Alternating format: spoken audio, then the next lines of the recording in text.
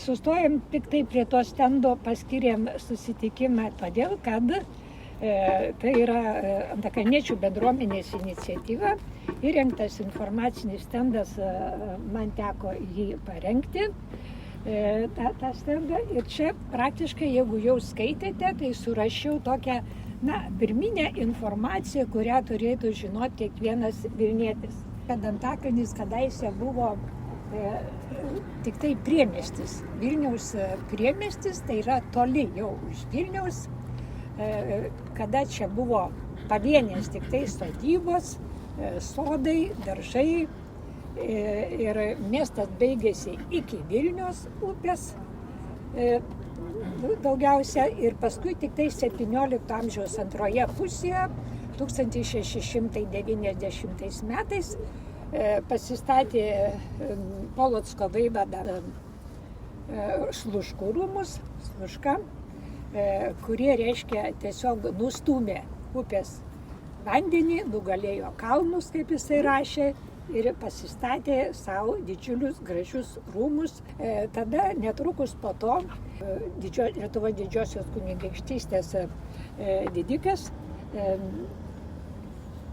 Mykolas Pacas pastatė gražuolę Petro Povilo bažnyčią.